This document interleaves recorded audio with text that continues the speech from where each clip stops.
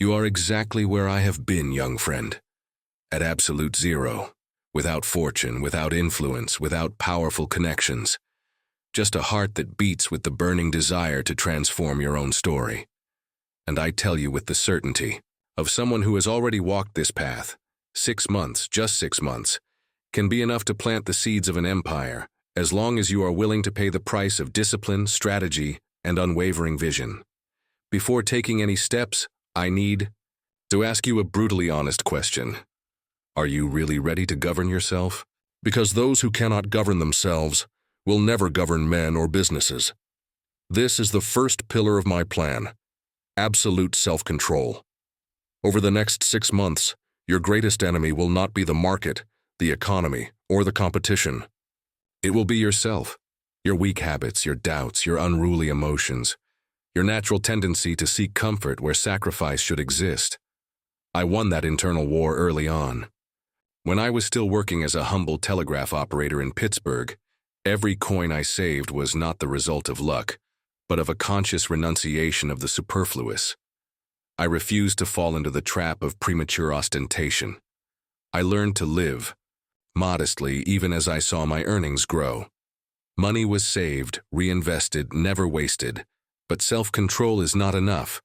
You need a clear direction, a defined purpose that will guide your every daily action. In my case, it was steel. I chose a single industry. I focused on it with total intensity. Concentration, first, last, and always. The mistake most people make is to shoot in all directions, trying to embrace multiple projects simultaneously, deluded by promises of easy, quick profits. Don't fall into this trap. Choose a single battlefield. Master it, learn everything about it. Become irreplaceable in that territory. Now comes the second block of the foundation: knowledge. If you want wealth, first gain practical wisdom. These 6 months, you must obsessively consume books, courses, mentoring, and experiences in your chosen field. Like I did, reading daily, studying business operations, analyzing leaders who had already achieved what I wanted. A man who doesn't read has no advantage over a man who can't read. And in modern times, this extends further. A man who doesn't study, who doesn't educate himself, will never be able to manage wealth. But here's the secret that separates empire. Builders from frustrated dreamers. You shouldn't study for entertainment, but for immediate application. Every piece of knowledge absorbed must be immediately converted into practical action in your small business or initial project. Fortune is not born from grandiose ideas stagnating in the mind, but from small executions applied with excellence. In the 3rd month, we will begin the most powerful movement of leverage: human capital. I never made the mistake of trying to do everything myself. From early on, I surrounded myself with men who were smarter and more capable than me in specific areas. This is the principle of superior alliance. Look for sharp-minded partners. Identify talents that complement your weaknesses. Offer them participation, not just salaries. Build loyalty through merit, not flattery. An army of brilliant minds under your strategic command can accomplish in 1 year what would take you a decade to do alone. But be careful.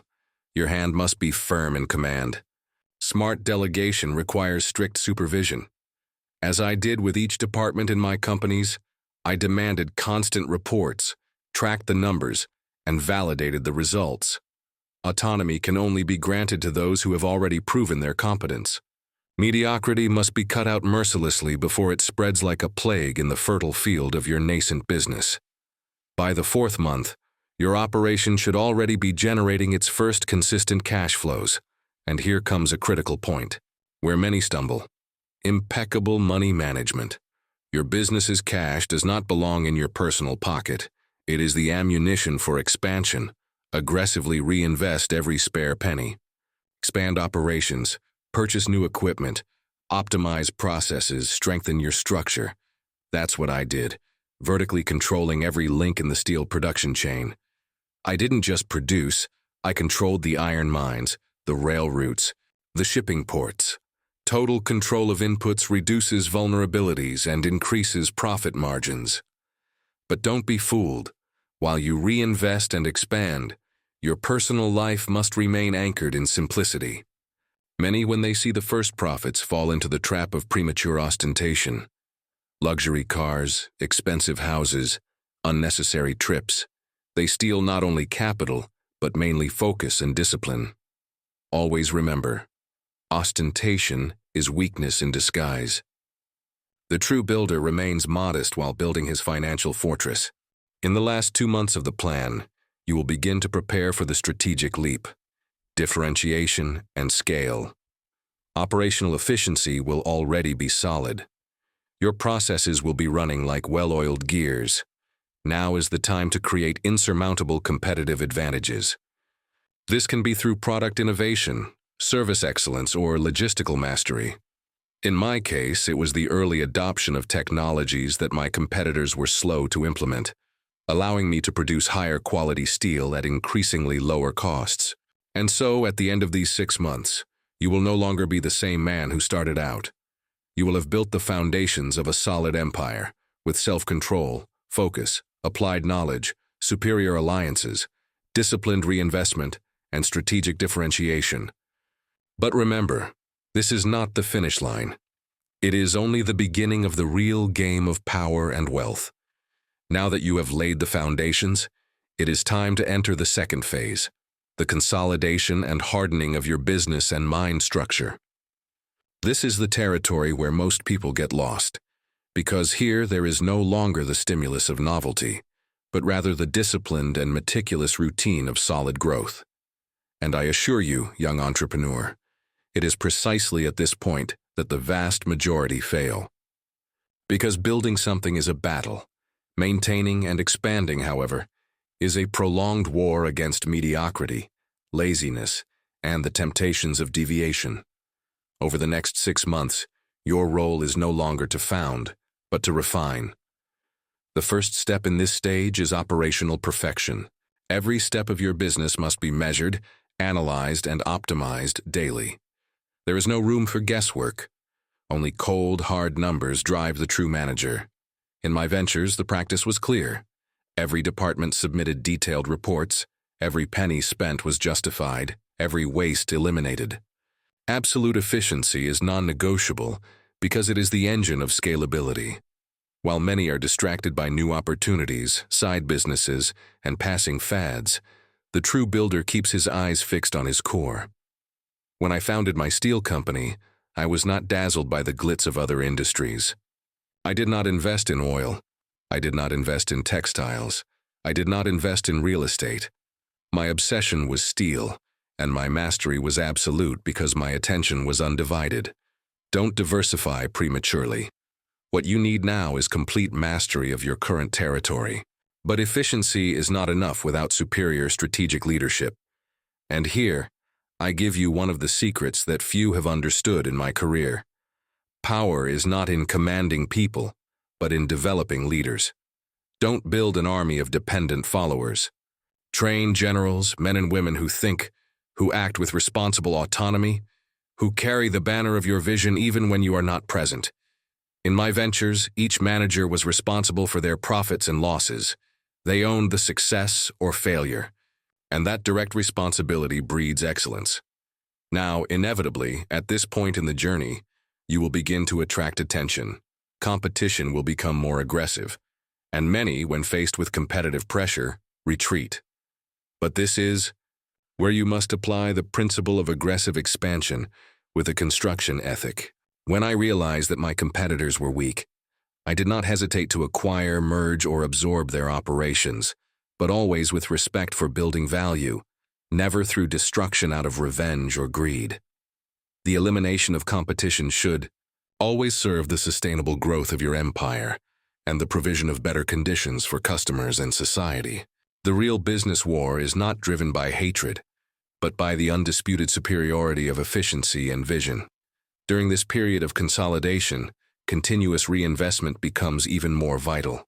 Every penny of profit must be redirected to expanding processes, acquiring new strategic assets, and strengthening competitive barriers. I myself have maintained a modest personal lifestyle for years, even when my net worth exceeded millions. Capital retained in the business generates the firepower needed to weather the inevitable crises that will arise. But beware, young builder. Do not neglect absolute cost control. An empire is not defeated by large visible expenses, but by small hidden leaks. Every expense must be analyzed as a potential amputation. It should only be allowed if it is absolutely necessary for growth and structural soundness. Here we enter an even more subtle field: emotional control under pressure. As the size of your enterprise grows, crises will also accompany it. Market fluctuations, political crises, competitive attacks, rumors, emotional sabotage. I myself have faced bank panics, trade wars, and violent public campaigns against my image. And yet I have always kept a calm demeanor and a cool head. Because in the game of power, the winner is not the one who reacts impulsively, but the one who calculates each move with surgical precision. Emotion is weakness. Calculation is strength. Parallel to this entire process of business expansion, you must begin the next phase, strengthening your personal leadership brand. At this stage, your reputation is already beginning to spread. Your suppliers, your customers, and especially your employees need to see you as an anchor of stability and greatness. This is the time to start teaching, shaping culture, and building a legacy of solid principles. Hold regular meetings with your leadership team, share your strategic vision, establish codes of conduct, reward those who exceed expectations, and remove those who resist excellence. In months 5 and 6 of this second cycle, you will already be facing new opportunities for financial leverage, preferential lines of credit, strategic investors seeking to partner with you for growth, banks offering facilities. And here comes a hard lesson. Do not confuse leverage with dependence. Use third-party resources wisely, always maintaining robust safety margins. That is how I built my consolidation in steel. Acquiring companies, yes, but maintaining solid reserves and never exposing myself to risks that could destroy my empire with a single economic setback. And finally, in this second cycle, we begin to prepare for the third and most noble stage of your journey, the transition from entrepreneur to true legacy builder. The next few sections, I will guide you through this phase, where your responsibility is no longer just to get rich, but to elevate the society around you. Because wealth only fulfills its role when it serves as a tool for collective advancement. And that is exactly what separates the small rich from the truly wealthy. If you've made it this far, you are no longer a mere beginner. Now you are beginning to become a strategist. The foundation is solid, the processes are in place, the team is formed, and the market already recognizes your presence. But this is exactly the most dangerous point of the entire journey. Because your ego will start whispering in your ear. It will say, "That's enough, you've won, now you can rest." Don't listen to that voice. The most dangerous moment is always when initial success gives you the illusion of stability. Great empires have collapsed at this very stage. Rich men have been swallowed up by their own vanity and comfort. This is where the true builder needs to take an even bigger step: long-term strategic expansion. Now you must plan not just for the next month or year, but for the next 10, 20, 30 years. The question you must ask yourself every day when you wake up is, what can I do today to ensure that this empire will endure and prosper, even when I am no longer here? When I made my first big profits in the steel industry, I immediately began to design what would come next. Total vertical integration of the chain, logistical dominance, surgical mergers, and consolidation of the sector under my leadership. Not out of vanity, but because I understood that true power only exists when you control the environment in which you operate. This is the time to start operating the tools of indirect influence. You will now need to expand your network of strategic relationships. Politicians, authorities, leaders of parallel sectors, opinion makers. This is not about manipulation, but about naturally occupying the decision-making spaces that impact your sector. Those who govern only their company are merchants. Those who also govern the environment around it are the true masters of their empire. But there is something even greater than external domination: internal cultural domination. Your organization now needs to breathe the values you have established. You don't build a lasting empire with ordinary employees. You build it with disciples of a cause. That is why you must teach, repeat, and exemplify the principles that will guide the company far beyond your physical presence on a daily basis. When I established a culture of meritocracy, discipline, and excellence in my companies, it was because I knew that the greatest risk to an empire is not outside, but within its own walls. Internal mediocrity, corruption of original values, and complacency among leaders. Cut this out at the root. Reward those who follow the standard. Remove without hesitation those who put their own interests above the collective project. An internal traitor is always more dangerous than 10 declared enemies. Now is also the time to begin operating the highest pillar of any legitimate wealth-building endeavor, strategic philanthropy. Listen to me carefully. The money you will accumulate in the coming years will have much greater power if it is transformed into tools for social uplift. I did not distribute coins on the streets. I built libraries, universities, research institutes, technical schools. My wealth was converted into bridges of opportunity for those willing to grow, because the man who dies rich dies miserable. Fortune is not an end. It is an instrument of service and transformation. But there is one non-negotiable rule here. Don't support, empower. Don't feed social parasitism with destructive handouts. Use your fortune to empower those who want to stand on their own 2 feet. True philanthropy is education, access to knowledge, encouragement of dignified work, and the creation of productive opportunities.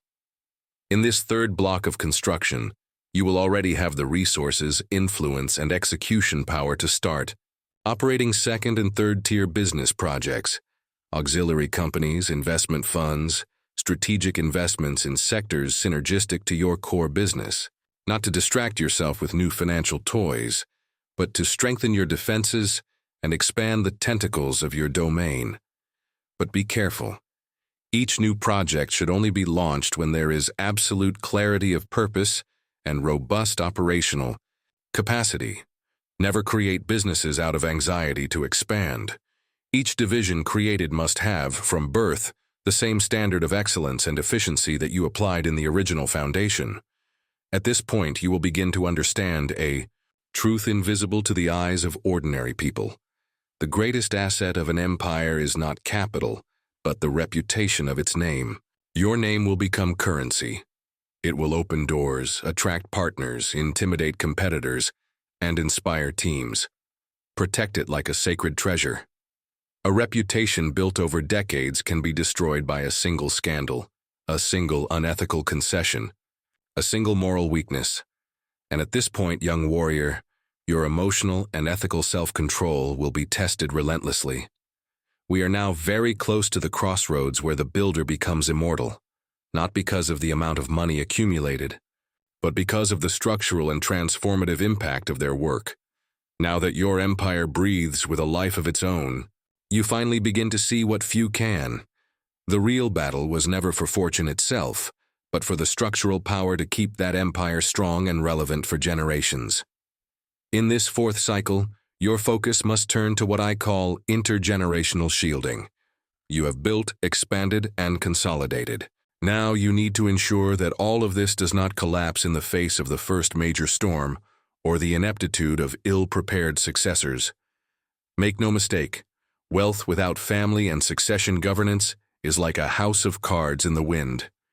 I have seen great fortunes of my time, and many after me, dissipate in a few decades because of spoiled heirs, opportunistic advisors, and families without cohesive values. Therefore, young master builder, the next step is brutally strategic. Training successors. The true legacy is not to leave money to your children, but to leave them the ability to manage and multiply the empire with the same vision of discipline, efficiency, and purpose that founded it. Do not prepare heirs to consume fortune. Prepare leaders to serve it. Start training your successors early. Give them real responsibilities, but always under supervision. Demand concrete results. Teach them to think like entrepreneurs, not passive heirs. Expose them to the real challenges of the market, the cold numbers on balance sheets, the clashes of negotiation. The steel of their minds will only be forged in the heat of real responsibility. But the secret lies not only in preparing individuals, but in creating a robust institutional system. The governance of your empire must be codified in clear rules. Professional boards, independent audits, well-defined succession mechanisms, clauses protecting against irresponsible decisions, and meritocracy processes for each layer of command. I myself have always preferred to surround myself with men who are better than me in each technical area, and that is why the Steel Empire has endured to this day. While your internal armor solidifies, you need to take care of your external armor. Protect your empire against macroeconomic shocks, political crises, regulatory changes, and technological transformations that will inevitably try to destabilize it.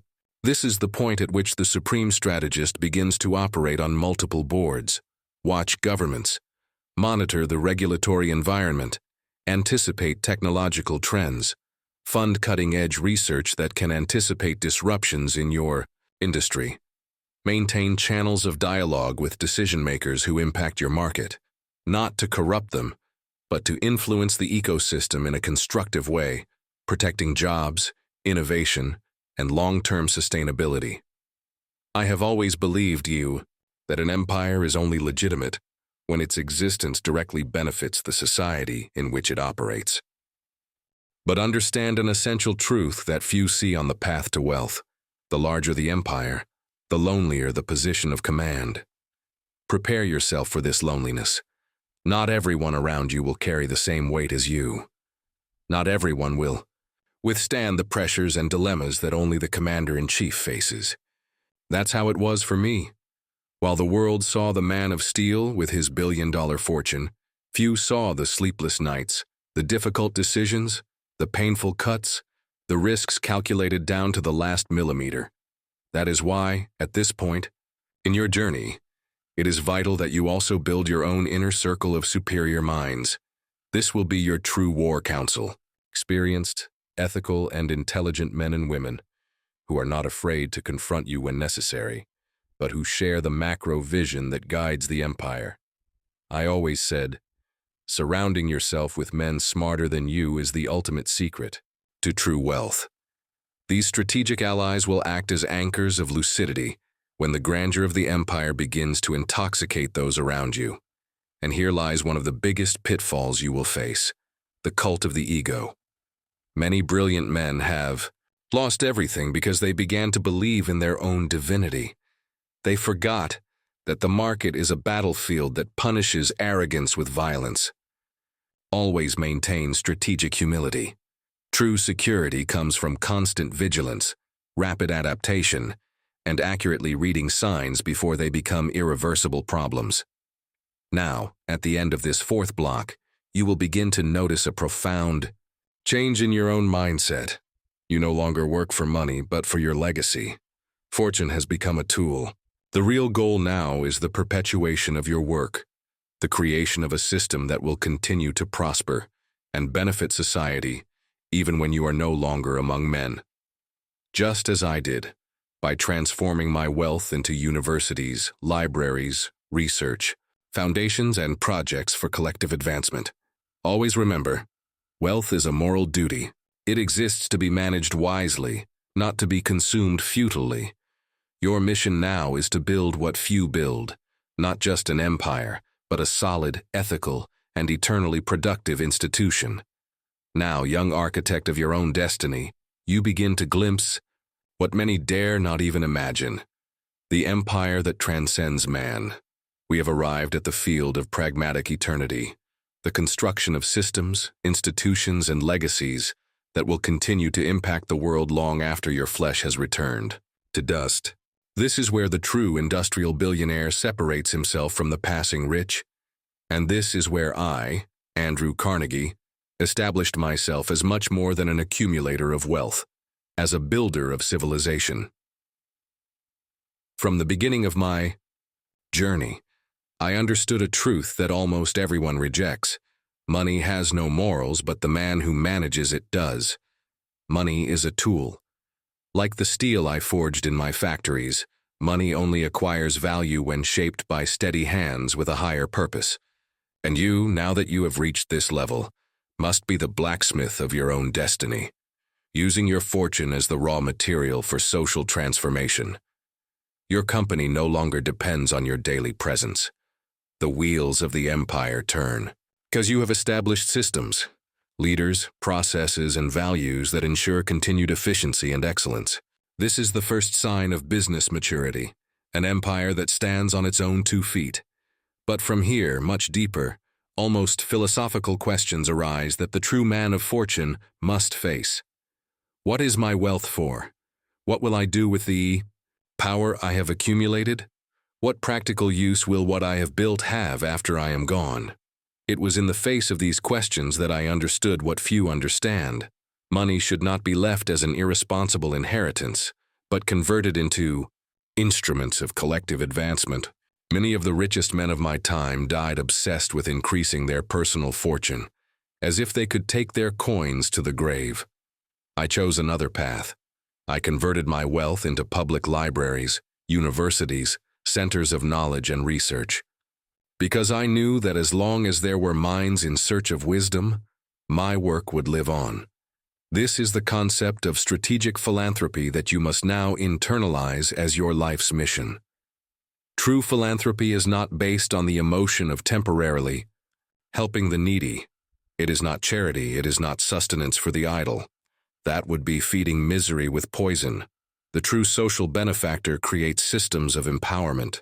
He provides access to knowledge, creates educational structures, fosters scientific research, and finances technologies that liberate, not imprison. Look, I'm not asking you to hand out coins. I'm ordering you to hand out opportunities. Do as I did when I built libraries in hundreds of cities, allowing any young person, just like me once was, to have access to knowledge capable of transforming destinies. Don't finance dependence, finance autonomy. As you enter this new phase, you will realize something powerful.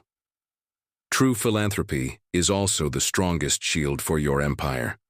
Governments, societies, and future generations do not attack those who have used their fortune to fuel collective growth. The predatory industrialist is destroyed over time. The industrial builder becomes a monument, a reference, a symbol. Your brand is no longer just a trade name, but a pillar of national culture and prosperity. Now you face a new risk, one invisible to most: late moral corruption. Many businessmen who conquer the market succumb to the weight of their own fortune. They begin to surround themselves with sycophants, flatterers, and advisors who feed their egos instead of confronting their mistakes. They create comfort zones where no new ideas penetrate, where no true warnings reach the leader. And so, the empire is silently contaminated from within. Therefore, I command you, never abandon your inner circle of advisors. Keep by your side men and women who think independently, who have the courage to tell you the truth, even when the truth is painful. It is precisely for this reason that I have always sought out men who are smarter than me in specific areas. The wise builder never fears surrounding himself with geniuses. Only the insecure fear the light of superior minds. This is also where you must intensify your institutional administration of humility. Your name, already respected, runs the risk of being worshipped as a symbol of absolute power. Avoid turning your organization into a cult around your figure. Instead, transform it into a school of continuous excellence, where merit, study, and discipline are more important than surnames or titles. By creating this permanent, meritocratic environment, you will not only be protecting your organization, but also expanding its capacity to generate new leaders, new projects, and new branches of wealth. Great empires are not immovable monoliths. They are living organisms that adapt, innovate, and evolve. And over time, you will see another extraordinary phenomenon occur: the ecosystem multiplication effect. Entrepreneurs who once drank from your vision will start new businesses, further expanding the circle of prosperity that was born from the seed you planted. Investors, scientists, entrepreneurs, and social leaders will orbit around your core. naturally expanding the reach of your work without you having to lift a finger. At this point, you're no longer just an industrialist. You have become, like me, a structural pillar of the civilization of your time, an active agent of collective elevation, an architect of possible futures.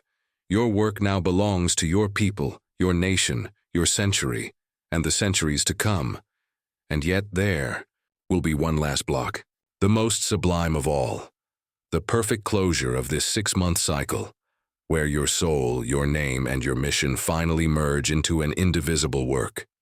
Now, my young friend, you finally cross the invisible line that separates mere millionaires from true founders of civilizations. Because true wealth is not the balance accumulated in banks. True wealth is your name engraved in the invisible architecture of society. This is where your empire ceases to be just an economic project and becomes a living organism that perpetuates order, education, prosperity, and the moral elevation of your people. This entire 6-month plan, which now seems gigantic in its completeness, was, in fact, only the foundation. I guided you along the path of initial discipline, operational efficiency, intelligent choice of allies, leadership training, institutional protection, and strategic philanthropy. But all of this now culminates in the pinnacle that few reach, the awareness of your true historical function. Because you see, most men spend their entire lives fighting to achieve what you have already built. And when they finally achieve wealth, they become prisoners of it, slaves to their properties, their titles, their fragile fortunes, always afraid of losing what they have accumulated. They live to protect their wealth like a miser guards his gold. But these are not empire builders. They are merely coin hoarders. You, however, are faced with a greater choice. The choice that defines whether your existence will serve only yourself or an entire cycle of generations. You are about to understand, as I have understood, that money, when managed with purpose, becomes energy for social construction. It no longer belongs to the individual. It belongs to the work. It belongs to the people. It belongs to the future. Q. This supreme moment, you need to understand the power of the word perpetuation. The empire you build, if built solely on your personal abilities, will die with you. But an empire built on a non-negotiable philosophy of values, principles, institutional culture, and service to the community will continue to flourish even 100 years after you are gone.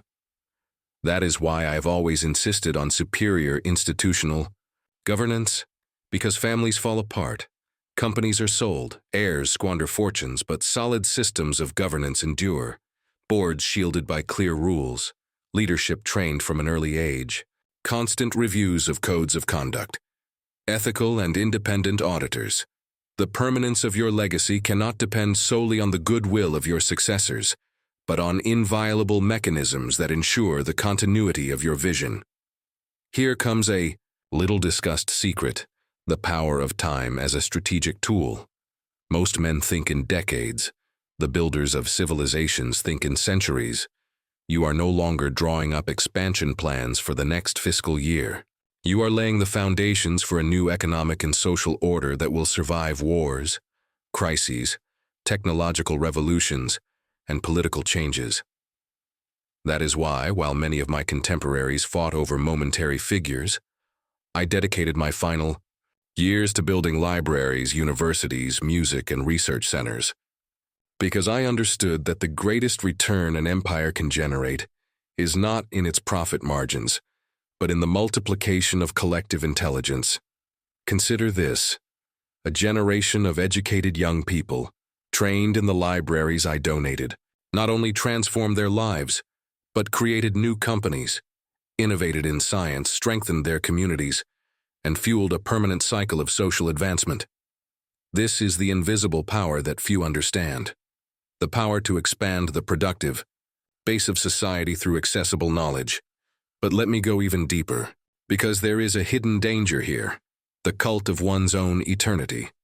Many, upon reaching this point, turn philanthropy into public vanity. Their names are emblazoned on buildings, gold plaques, and pompous foundations, but their donations have no real impact. They only feed their own egos. You will not fall into this trap, because the true builder does not seek eternity in stone, but in the practical transformation of human lives. Your actions will not be measured by the monuments that bear your surname, but by the anonymous stories of men and women who, thanks to the opportunities you have created, were able to study, work, undertake, and generate prosperity for themselves and others. Now understand another essential part of this phase, the reverse cycle of responsibility. At the beginning of your journey, you carried the weight of growing. Now, you will carry the weight of protecting against the weakening of values, against the decline of institutional discipline, against the harassment of external groups that will try to capture your work. New generations of internal leaders will need to be constantly trained to resist comfort, administrative populism, and the temptation to turn the empire into a machine for personal consumption. You need to form, at every level of command, a consciousness of guardians of the legacy. They do not command by hereditary right, but by merit, by a vocation to serve the greater work. Here you will be training not just executives, but secular priests of the empire's culture.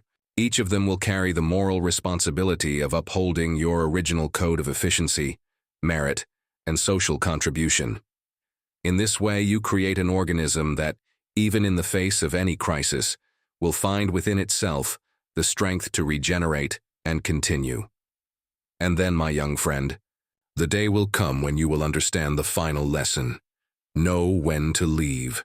Because truly, great men do not remain in command forever. They hand over the baton before the weight of age and ego compromises what has been built. I myself, in my old age, left the business in the hands of men I had trained, supervised, and tested. I remained only in a moral leadership role, while they executed the strategies. Thus, the empire lived and grew even after my physical departure. When that day comes for you, there will be no fear. There will be peace. Because you will be certain that you have fulfilled your supreme duty, to leave the world better, more prosperous, and more just than you found it. And that is why I say to you with all the strength of my mentor's voice, you are no longer an accumulator of wealth. You have now become a founder of destiny, an engineer of future generations, a true builder of civilization. Now it is your turn to build your empire with wisdom. Sign up and share this video with anyone who wants to build something great.